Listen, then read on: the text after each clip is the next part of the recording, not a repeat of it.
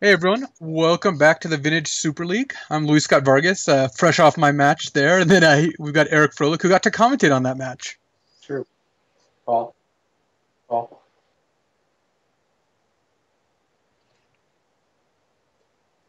So I can't I really move thought the camera I because thought game one was going all right until I realized I couldn't win. But yeah, game one never looked like it was very all right. To be fair. yeah, it wasn't actually very close. Basically, what happened was I ended up getting into a spot. I think I messed up. I'm pretty sure that I could have played the first couple turns differently, hmm but I got into a spot where I had to Yogg-Will just to keep creatures off the board with Mana Crypt when I was at fives, and my deck can't actually win all that quickly. No, yeah, that was exactly what you were saying. Because he had the spell pierce in hand, which pointed out like it's not going to be able to counter anything, but it is going to pinch you on mana, forcing you to play Mana Crypt. Cast Yawgmoth's Will to just deal with the creatures. He had the option, of course, to not Force of Will and let his Bobs die with backup Bobs and just still having Force of Will. Decides to Force of Will, has Spell Pierce, and still looked like he couldn't really lose the game. I mean, he had you at 5 life and facing down your own Mana Crypt with a handful of nothing and no real resources in play. So looked to be in pretty good shape. And then he cast Engineered Explosives, and all of a sudden you couldn't lose. Yeah, I liked how Chris played that up until the point where he cast the explosives. Basically, like Right. I think it was correct of him to fight over the fire. Otherwise, I think he just gives me too much time, especially since I had a lot of cards in my hand, and I like obviously casting Spell Pierce there because that really makes my Yogg-Will a lot worse. But I think Mm-hmm. he should just take the gamble that I can't, get rid of the Mana Crypt before I end up losing to the coin flips. Though I think that's a situation where deck lists, are pretty important. Like if people look and realize I don't have like a Tinker in my deck, they're a lot more likely to let the Mana Crypt sit at that point. Right. Yeah. Of course, if you have Tinker, it puts him in a much rougher spot. But you know, it's still not necessarily a bad place to be in. I mean, you're gonna have to basically cast it that turn. There's a reasonable chance you're at 2 life, which cuts off a lot of other things, namely your ability to cast things like Force of Will. Yeah, I'm Yeah, I'm like at least 80% to be at 2 life there. I think after that turn, so, judging from past history. at least maybe more. So Yeah. it looked like you were just completely dead, and then five Yep. seconds later you couldn't lose. Well, we're gonna go ahead and send it down to the next match here. Looks like looks like they're ready to battle. So we'll see if Randy can turn around the slide he was on. I'm sure he switched decks, and Josh is on an uptick. He got a win in his last set. So we'll see how that On the goes. uptick, just losing last week and not two in a row. Yeah.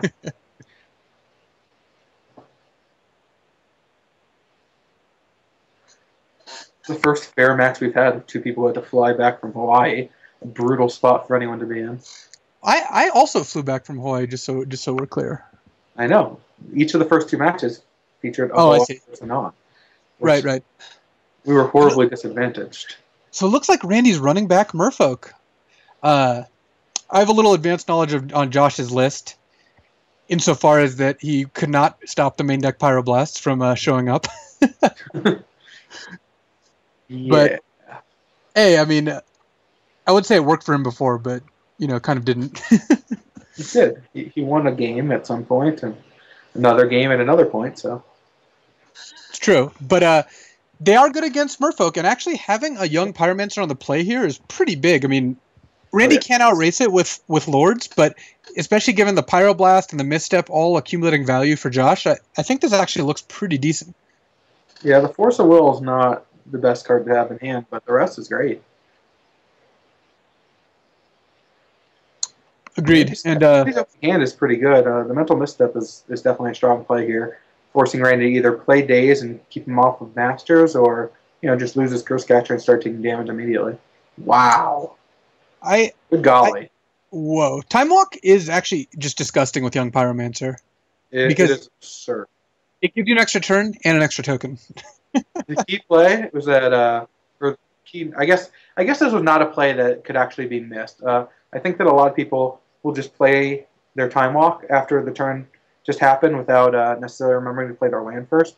and potentially walking into days. But I guess with Pyroblast in hand, that's impossible. Yeah. And this game is why I don't like days. I feel like when you're on the draw, days just gets, has so much trouble countering things. And even when you're on the play, a stray Mox all of a sudden just makes days not good. I felt the exact same way when I played Merfolk in the first of the weeks. Yeah, and I mean, and you chose to go with no dazes here. Yeah, I Randy not like dazes. Randy has this daze for days with not much hope of it being super live. Interesting what you put back with Brainstorm here, because Josh can't keep everything and shuffle and gush. He might actually want to just put back Force of Will, except he's in such a commanding position that instead of getting extra cards, maybe he just sits on Pyroblast plus Force of Will. I don't know. What? He can't sit on both. Oh, he only put one more back? What was the first put back? He put back a Polluted Delta and a Force of Will there. So he had two Polluted Deltas and put one back. Okay. I missed the first one. Of course, I would have read Josh as never wanting to pitch a Gush to Force instead of shuffling with Delta and casting Gush. So this doesn't surprise me, this line of play. But I do think Randy's dead no matter what, but Ancestral is always a nice draw. It is, but I don't even know how much better it is than just casting Master of the Pearl Trident here.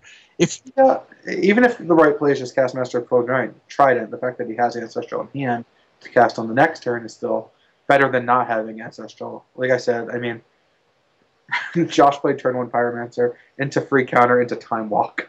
And then cast the Brainstorm. Yeah, I mean, Young Pyromancer I think is an excellent vintage card. I mean, I've had it in 2 of my 3 decks now, and I don't know, I just think that what the card does provides so much value. 1/1s are actually surprisingly relevant against a lot of decks, and it provides a very fast clock at a very low mana investment. Games like this are part of the reason why it's so good. And part of the reason why I don't see myself playing Dark Confidants again, at least not anytime soon. Sure. I think Young Pyromancer is like a Dark Confidant that provides you more cards at less life and in a better color. I mean, red's a better base color because it has a bunch of other good vintage cards like Lightning Bolt and Fire Ice and sideboard options like Ingot Chewer and Ancient Grudge. So I'm a pretty big fan of red right now. Pyroblast, main deck options like Pyroblast. Black's got Demonic Tutor, Vamp Tutor, Yawgmoth's Will. It's not so black short all of a sudden. No, and I actually have those 3 cards exactly in my deck, but I have no other black cards minus the one sideboard Cabal Therapy, which is coming in against you, just so you know. Cool. I was hoping I would know. Yeah. Josh, in basically an unassailable position here, now that Randy's on the back foot, Randy doesn't really have a way to, dump multiple things on the board at the same time, or even just play a sweeper. Like Merfolk just doesn't play cards like that. So yeah, even if Randy, no way to get out of this situation except for killing Josh or sweeping the board, of which case Merfolk can never do either.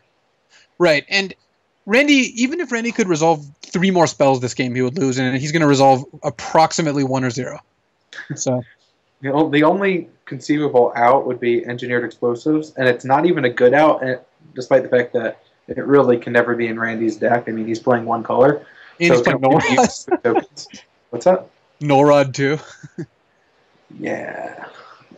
It was pretty easy to figure out that Chris didn't have Norods, or at least didn't have them main when he had, explosives and a bunch of Moxes. So my guess is, I mean, having not looked at deck list till tonight, that he decided to go basically play the equivalent of Norod aggro, but instead of Norods, just play more Disruption with Vendilion Click, Thoughtseize, and counters. So. Mm-hmm. Yeah, and Spirit of the Labyrinth. Which is funny because I have Dig Through Times and not Treasure Cruises. Yeah, you're very lucky. Yeah, so Randy with the Desperation Ancestral hoping to hit Lotus. Josh probably just going to Flusterstorm it. I don't know. I mean, I guess you could just say keep up Force of Will. I mean, you can't lose no matter what, but it's just not good form letting your opponent draw 3. He even hits the Lotus. Wow. Look how lucky Randy is. Yeah, well. Had to hit the Lotus. Oh, wait, no, he's just dead. It'd be interesting to see what sort of sideboard options here. I don't believe Josh has a lot in the sideboard for this matchup, but this match is very far from over. I mean, Randy's probably not going to get much better either. Pyroblasts. What's that? He is pre-boarded with Pyroblasts. So. Well, yeah, that's part of the reason. I mean, I have a lot of anti-stacks cards in my sideboard that are going to remain dormant. Yeah. But I thought there's a pretty good shot. Chris just ran back stacks, and part of the reason that I've had stacks and Dreadshade in every sideboard so far is that I've played decks that I feel aren't like huge underdogs against anything except those decks, so I might as well make those matchups fine. I don't really need to board 10 cards against other blue decks. True. So Randy getting value off days here, but Josh can just go ahead and bounce and then attack for exactly 6. He can use Jace to bounce the Lord of Atlantis, and then send in the 6 Is it even token. worth showing you have days when you're down on board? My guess is no. Yeah. Just because now Josh is going to be aware of it.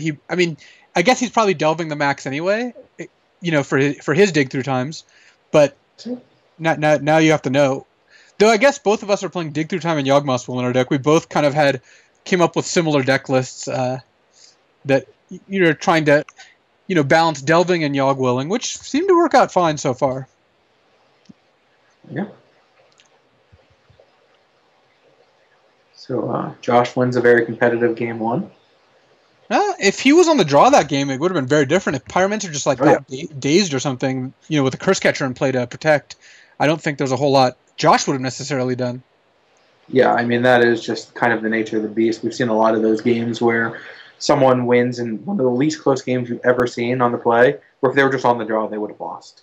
Or very likely lost. I don't know why you were saying that die roll doesn't matter last time you did commentary, but it really does. It does a little, I guess. It's going to be on the draw and always have library in your 7 and 6 card hands like you are. It's not quite as relevant, but not everyone's as lucky as you, I guess. Would you have kept my 7 card hand, by the way? Of course. Easily. It was just library and 6 spells. Yep. Some of them fairly awkward. It didn't seem very good. No, it wasn't, but you draw everything you need, right? Well, I do save all my luck for the Vintage Super League. I could have used it on the Pro Tour, but I decided, the Vintage Super League is where I'm needed. You got pretty lucky in testing. You won some draft matches here and there, and the Vintage a lot of malasadas. It's not the tournament I need, but it's the tournament I deserve. Or something along those lines. There's so many more PTs. There's only one Vintage Super League. Well, for now. Of course. The only thing I'm happy about is that I've locked not coming in last. That is true. Also, I thought you did pretty well in the PT. I saw you finished above some very noteworthy players who were also in oaths. It's true. I finished one spot above Paul Chion, and though it was not a good finish for either of us, but there's a silver lining there. So, how do you like your deck? How did you come up with the deck you're playing this week? I saw someone in chat saying he's spent years building it. I don't know exactly much more about the deck besides the fact that it's a Goblin Welder deck of some kind. Yeah, it's kind of just a Grixis control deck with some main deck Toxic Deluges, because I expected all 3 people I was playing against to be playing Pyromancers. And I got some draw 7s in there and combo cards, and Tinker, Inkwell Leviathan, Memory Jar, Yawgwill. Seems pretty sweet. Yeah, I didn't have literally any time to test because we had a Pro Tour, and I got home at 1 in the morning last night and woke up not long before this. So. Yeah. So we saw Josh mulligan the worst hand I've ever seen into a very acceptable hand. Turn 1 Merchant Scroll for Ancestral with Mental Misstep up isn't bad, but Randy's start is really nice. Double Cavern of Souls is, well, not as good as Cavern of Souls Island, but still pretty good. Yeah, Day is looking real sweet right now, despite being stone uncastable. Well, also Josh has 2 Moxes, so Josh can just play around Days and Curse Catcher. Though Days Curse Catcher do stack kind of well. He just doesn't have an island or a blue source. So. Yes. I'm assuming Randy's going to draw an island at some point. Randy also siding in Pithing Needle, which I assume is for Jace. Whoa, what is Josh doing? He's casting a Merchant Scroll with a Mox in hand into a Curse Catcher? And Randy allows it. That seems like an odd sequence of plays. I've cast spells into Curse Catcher before, but not when I have another Mox. I've cast spells hoping to kill a Curse Catcher before, but that seems a little aggressive. Josh doesn't have a whole lot going on except that Ancestral. Yeah, I actually just in awe right now. I don't know how either of those things happened. Yeah, and I don't know why Randy would allow it, given that Randy has... That is the other of the either that I'm referring to. Yeah, how's Randy going to stop this Ancestral now? Exactly, yeah. All right, he drops an Ancestral that he can't even cast. This was an interesting sequence of plays. I'm going to have to ask both players about this later. Randy now getting punished by Cavern pretty thoroughly. He could cast Lord of Atlantis. He's choosing to Strip Mine instead, which makes sense. But he's got an Ancestral in his hand he can't even cast. Yeah. Well, now everything's just going great for Josh, I feel like. Well, yeah, Josh has now free reign to cast Ancestral Recall. You also know Randy doesn't have any Wastelands in hand because he used Strip Mine there. So you can just play the Volcanic and save the Flooded Strand for when you know you need it. Josh now playing the Mox to have protection. Yeah. No, maybe. Yeah, I mean, he doesn't need to now. Like, Randy can't actually have anything. I would Ancestral now, though. There are lots of reasons to do that. I mean, you might want to play more Moxes and a Pyromancer. You certainly don't want to wait till Randy draws extra cards and can do something with it. I actually don't know if... I don't think I would probe right now. You don't really need to pay 2 life to probe, and there's not much you can play. I'd rather just see an extra card next turn. I guess you get to draw Force of Will, but Randy has a Cavern out. Right, Force of Will is not great here. Trying to think what he wants to draw. I guess I would say Demonic Tutor and hope that Randy doesn't Curse Catcher again. Oh, I guess he could draw Fast Bond, actually. That Fast Bond alone makes it good to probe here. Yeah, Fast Bond's good here, for sure. Josh could also draw Force of Will and use it to counter like a Null Rod. Null Rod's a card Randy could cast that you could actually counter with the Caverns in play. Yeah, I mean, it's shutting down 2 things, but not actually that great, even if you're able to resolve a Null Rod. Like, Josh is going to get to resolve a Dig here, it looks like. Yeah. Well, yeah. I mean, he gets to sack the fetch and then cast Dig with 1 mana untapped. It's pretty nice. He's not... I mean, he's on a clock, but if he's got... You think he'll delve away all the cards or leave one in his graveyard and let the Curse Catcher get it? Well, he's got a Yogg-Will, so... Yeah, it's true. I don't love Flusterstorm against Merfolk. I mean, I understand it's a 1 mana counter for their Force of Wills, but I guess that at the end of the day, you have so many bad cards against Merfolk, and Josh, I don't think, has a sideboard, so... I think his sideboard is like 8 anti-stacks cards and 7 anti-dredge cards. Do you think Josh was just jealous of our PT deck and wanted to play a deck without a sideboard? Well, he could have put a Surak Dragonclaw in. That is true. God, Surak was great. What a great idea that was. It was really good. Did you board it in at any point? No, not even close. Paul said he boarded it in and wishes he hadn't. Yeah, he boarded in against PV and then boarded it out game 3. Yeah. So Josh deciding whether he wants to like do some combination of Gushing, maybe casting a Dig. He knows that Randy has, Daze, Ancestral, Python Needle in hand. He does not know about the last card because Randy drew another Cavern. So maybe he's worried about Force of Will, but I really don't think you can afford to cast Gusher. You don't want to return lands while you have a Yogg-Will coming at some point. True. Is he going to leave Ancestral in the graveyard? Well, an Ancestral in your graveyard is worse than a Dig just resolving, so... Yes. I mean, he just broadcasted that he had Dig, but I would actually just Dig. I mean, yes, you have a Yogg-Will, but Dig can find you a bunch of spells for that anyway, and I don't think you want to spend a whole turn doing nothing. Like, that's just a waste of so much mana. It does waste a fair bit of mana. Yeah, I like casting Dig here with... so you can't get Curse Catchered. Also with a Daze sitting there, like it's not getting much better. Yes, you get to crack a fetch land, but you're actually under a clock here. You could cast Dig at instant speed if he wanted to for whatever reason.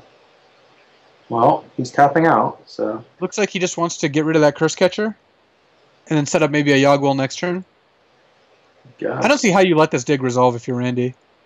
It just... I think he knows what Curse Catcher does. It's unlikely. Yeah, it's... a lot of cards. I mean, letting Josh see 7 cards seems pretty ambitious when Josh has a lot of mana in play. All right. So Josh very clearly did that on purpose. I mean, he stopped and thought and then didn't decide to do it anyway. So it'll be interesting to see kind of where he's going with that. Ancestral not resolving here. Well, I doubt it does. We've said that of other spells this game. I suppose we've been surprised before. I actually don't mind thinking about it more. So Josh is now at 12 getting hit to 10. Instead of getting hit to 8 and being on a 2-turn clock, he's on like a 5-turn clock. Oh, yeah. I think that's completely reasonable. Oh, I guess Ancestral had to resolve. There's a Daze. The Daze that was sitting dormant for a long time. And resolved into not a whole lot, but... But yeah, I guess given that Josh has a Yogg-Will and a Gush, he's just not worried about... letting Dig resolve, he'd rather just make the clock smaller. I mean, that has to be the logic. I agree that's the logic. I don't know if I agree with the logic. I think Yogg-Will Ancestral is not necessarily even as good as just casting a dig. Yeah, I agree with that. So, Randy I going mean, to... the Yogg-Will is already going to be good. Yeah, Well, even without the Ancestral. I mean, especially after you've dug. I feel like Josh is priced into casting Gush here. I don't know. He could not Gush and just wait on the Yogg-Will. He could actually just hardcast Gush here. Yeah. I actually don't hate that. Like, upkeep hardcasting Gush or something. Maybe he's keeping up Flusterstorm for some reason. Well, Randy... Flusterstorm doesn't do anything, right? Yeah, there's not a whole lot Randy can do that matters. Maybe like a Time Walk is the only card you could counter.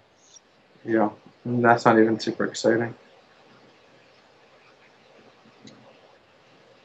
Randy doesn't have a whole lot going on, and I wonder if he's gonna... Yeah, I like conserving the Brainstorm you have just to make sure you can cast Force. Yeah, hardcasting this Gush here is nice because it also sets up very nicely with Yawgmoth. You don't care if it gets countered or anything, and just it's just gonna work out well for him. Josh can also like vamp for Lotus here if he wants to kind of go off, but The problem is like the dig in his graveyard is kind of just dead because he's casting all the other cards. Like I don't know how much the Lotus is doing. I guess it's He could also vamp for Fast One, but he's at kind of low life. He doesn't have enough life to do anything with it. Yeah, and Needle of course did name the Jace. Just again preemptively, that's what it's there for. Mm-hmm. I don't know if it's good, but that is the idea. I mean, I'm generally not a huge fan of sliding in reactive cards in a deck, especially a deck that doesn't care about Jace all that much to begin with, but it might fit Randy's board plan. I don't know what his main deck looks like. Yeah, I'm with you. I don't really like boarding in Needle against decks like this, and I didn't in the first set of weeks. But basically, cards like Python Needle have a really high bar to get boarded in for me. I mean, I've had them in my sideboard before, and they're good. Like against Naming Bazaar of Baghdad is great, but when people board in Needle to name like Wasteland or stuff like that, I just that's not what I feel like is a winning strategy. You just spend too many resources on like killing half their card. Yeah.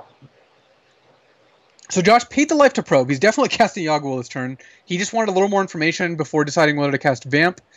It would be natural to Vamp for something, then gush into it to cast that something before Yogg-Will, but what he ends up doing is not clear.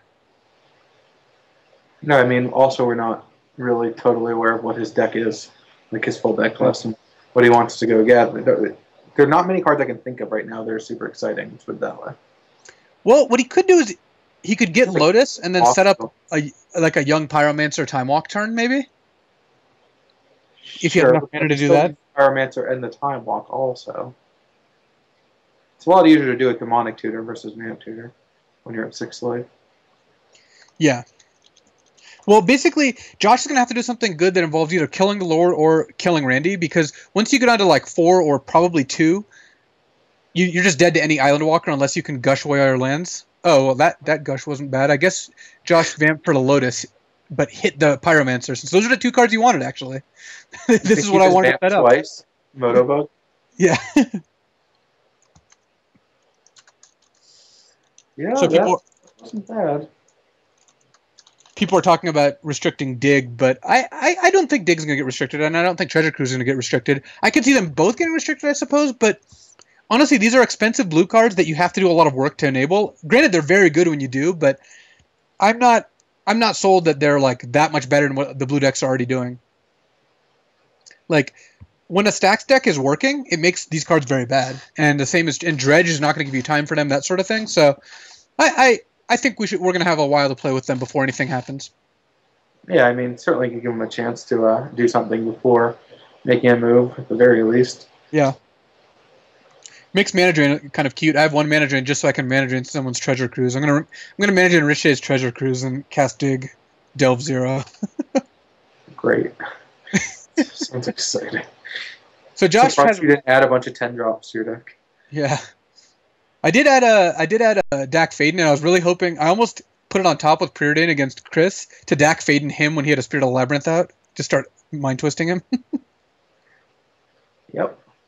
So Josh has Randy pretty much covered here. He has Yogg-Will with a Pyromancer in play and a Lotus in his yard. He's going to be able to force Randy's Force, get another token, go to 3. He is going to have to do something about that Lord of Atlantis, but I assume he's got answers to that.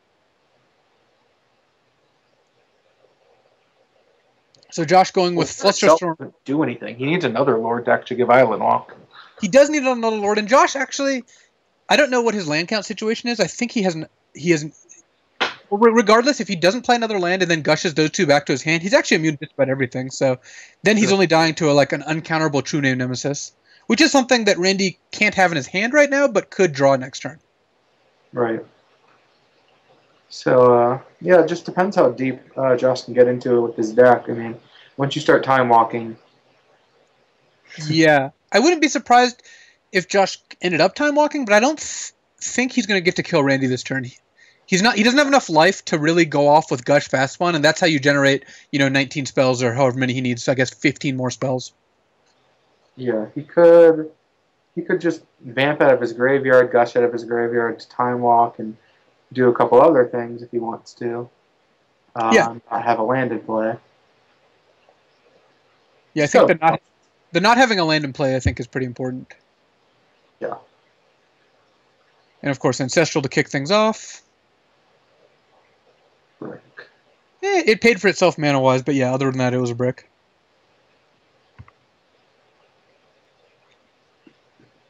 Yeah, the only thing I was disappointed about my match is I had all these digs in my hand game too, and I just couldn't cast them. Yeah, you got dig flooded. Yeah, it was hard to dig myself out of that. Great. Medium grade, at least. So Josh has 5 mana, so you can use 3 on Vamp Walk, and then that leaves 2 more mana to... There's not a whole lot he can do with that. I guess he can't quite cast Dig for that amount of mana, because Yogg-Will Dig is, again, not synergy on either side. But both cards are very good, so whether playing Digs is correct or not is yet to be seen. I mean, I guess we have 2 more weeks, though. This week 1 looks pretty good for the 2 Dig Yogg-Will decks we've seen so far. In fact, Delve cards are now going to be 3-0 if Josh ends up winning this. Yeah, they're certainly powerful cards. Yeah, there's the Time Walk and the Jace that's not going to do much. So Josh can just cast like a pair of Gitaxian Probes maybe here. I'd be surprised if Josh ended up playing a land without having the answer. He can play the lands now that he has Jace and he knows he's not facing anything. You can just bounce Sword of Atlantis. Jace is still needled, so... Oh, yeah. What? So yeah, he's not gonna want to do that. He can just, I guess, cast Gitaxian Probe at this point. Yeah. I probably wouldn't pay the 2 life, but... You have to be real greedy.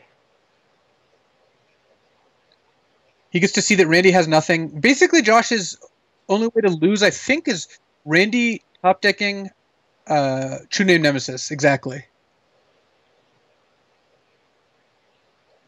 Because Josh actually doesn't have that covered. Oh. Well, Pyroblast is not a bad draw. It's a good draw. I see we have an agreement there. Oh, yeah. Okay. Or was that Honey expressing that Randy's a dog in this matchup right now? Yeah, it's one of those. One of the best features about Moto version 4 now is that the attack with all button, right-click attack with all, is pretty nice. So I don't believe Josh has Empty the Warrens in his deck at this point. Not pre or post board, like he just doesn't have it.